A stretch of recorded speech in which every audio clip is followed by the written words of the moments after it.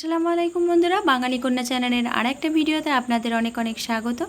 আশা করি সবাই ভালো আছেন আর আমিও ভালোই আছি।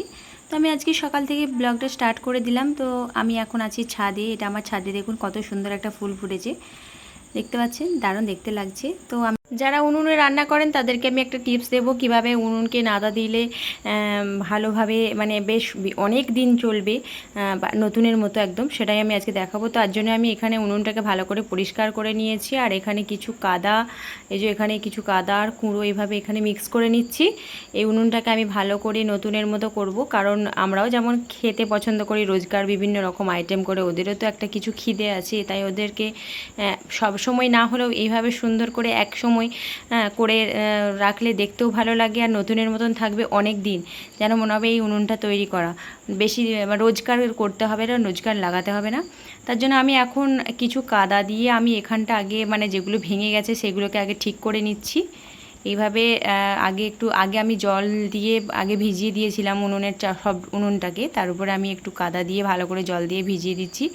দেখুন একদম যেগুলো ভেঙে গেছে সেগুলোকে একদম সুন্দর করে বুঝিয়ে দিচ্ছি, না হলে আমি যখন নাতা দেব তখন এই জিনিসগুলো একদম দেখতে খারাপ লাগবে, ভাঙা যেহেতু হয়ে গেছে সেহেতু এগুলো খারাপ লাগবে দেখতে। তার জন্য আমি এখানটা ভালো করে এইভাবে সব সব যেখানে উনুনের সমস্ত জায়গাগুলোকেই ভালো করে সুন্দর করে করে নেব।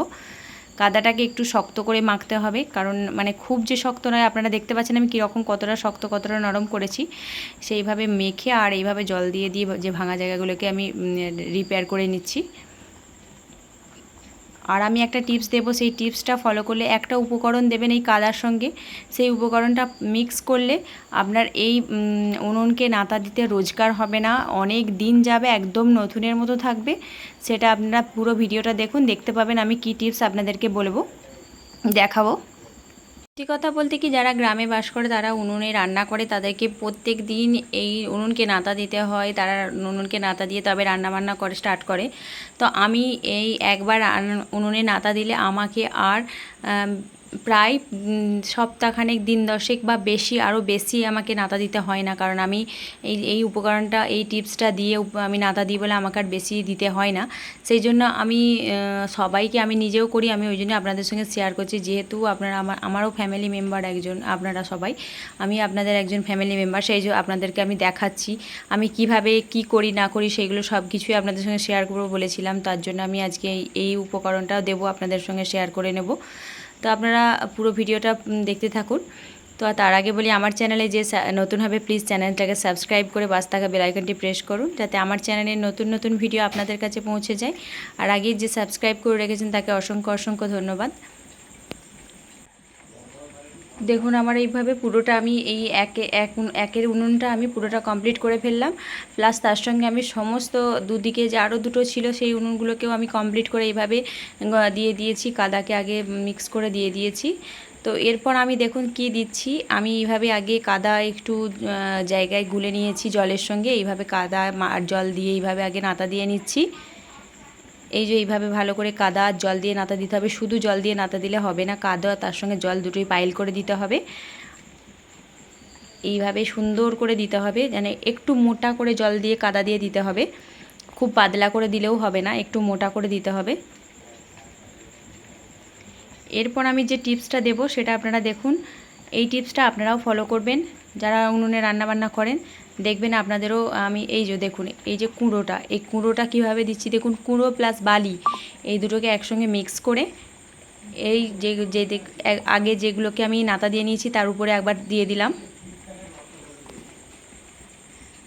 কুঁড়ো প্লাস বালি, আবার বলছি কুঁড়ো প্লাস বালি দুটো একসঙ্গে দিতে হবে, দিয়ে এইভাবে তার উপর দিয়ে আবার নাতা দিয়ে নিতে হবে। তাহলে কি হবে, অনেক দিন যাবে, ফাটবে না, নষ্ট হবে না, ভাঙবে না, অনেক দিন যাবে, অনেক দিন। এইভাবে নাতা দিয়ে নেবেন, তো কুঁড়ো প্লাস বালি ছড়িয়ে দিয়ে তার উপরে আবার নাতা দিয়ে নেবেন। এইভাবে পুরোটাকে আমরা কমপ্লিট করে নেব, ভালো করে সুন্দর করে আমরা করে নেব।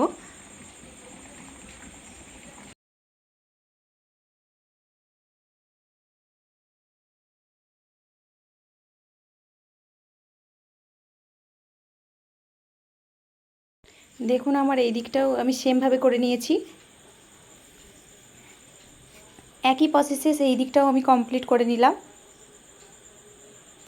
দেখবেন কত সুন্দর লাগছে সব দিকটা। দেখুন আমার এইখানটা কত সুন্দর লাগছে দেখতে, একদম নতুনের মতো যেন আমি এইমাত্র তৈরি করেছি। আর এটা থাকবেও অনেক দিন। আমার এই টিপসটা ফলো করুন, দেখবেন আপনাদের কাজে লাগবে। কেমন লাগলো অবশ্যই কমেন্টে জানাবেন, ভালো লাগলে লাইক দেবেন, শেয়ার করবেন, বেশি বেশি করে সাপোর্ট করে আমার পাশে থাকুন। সন্ধ্যাবেলায় প্রচণ্ড বৃষ্টির জন্য আজকে আমাদের হঠাৎ করে মনে হলো খিচুড়ি তৈরি করব, আজকে খিচুড়ি রান্না হবে। তার জন্য আমি এখানে ডাল করে ধুয়ে রেখেছি, আলু কুচিয়ে রেখেছি, খিচুড়ির সাথে থাকবে বেগুন ভাজা, এখানে পেঁয়াজ কুচিয়ে রেখেছি, এখানে গাজর পাইনি আজকে, গাজর ছিল না, তার জন্য কুমড়ো কুচিয়ে রেখেছি আর পটল। আর এখানে আমি গ্যাসেতে বসিয়ে দিয়েছি হাঁড়িতে একটু জল। সন্ধ্যার দিকে তো গ্যাসই রান্না করি, তার জন্য গ্যাসে দিয়ে আমি হাঁড়িটা বসিয়ে দিয়েছি। এই যে এখন ঢাকনাটা দিয়ে দেবো। এরপর আমি সমস্ত সবজি প্লাস চাল ডাল সবই দিয়ে নিচ্ছি এখানে।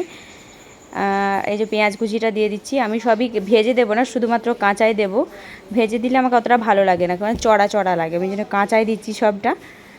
পেঁয়াজ কুচি মানে কুমড়ো, পটল, পেঁয়াজ, চাল সবই দেওয়া হয়ে গেছে, ডালটাও দেওয়া হয়ে গেছে। এরপর আমি দিয়ে নিচ্ছি হলুদ, লঙ্কার গুঁড়ো। এখন হলুদটাই বেশি করে দিতে হবে, লঙ্কা বাচ্চারা খাবে, লঙ্কার গুঁড়ো বেশি দেওয়া যাবে না। হলুদ দিয়ে নিচ্ছি বেশি বেশি করে, একটু বেশি করেই দিতে হবে, বেশি বেশি মানে অনেক বেশি নয়। তো সবাইরই বৃষ্টির দিনে সকলেরই খিচুড়ি খেতে পছন্দ হয়, তার জন্য আমি আজকে আমাদের থাকছে আলু ভর্তা, বেগুন ভাজা, কুমড়ো নিয়ে থাকছে, আর তার সঙ্গে থাকছে ডিম ভাজা। এই থাকছে আমাদের খিচুড়ির মেনু। এই যে এখন আমি নেড়ে চাপা দিয়ে দেব। এই দেখতে পাচ্ছেন আমাদের ফুটে উঠেছে খিচুড়িটা।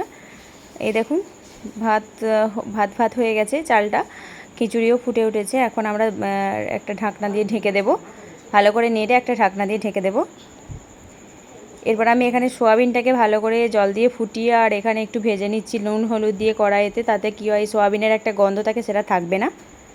আমার খিচুড়ি প্রায় রেডি হয়ে গেছে, দেখতে পাচ্ছেন আজকে বৃষ্টিতে কীরকম ফুলটা জলে ভর্তি হয়ে গেছে, দেখতেও ভালো লাগছে। আজকের মতো এ পর্যন্তই, পরবর্তী ভিডিও নিয়ে আবার দেখা হবে। ততদিন ভালো থাকবেন, সুস্থ থাকবেন, টাটা।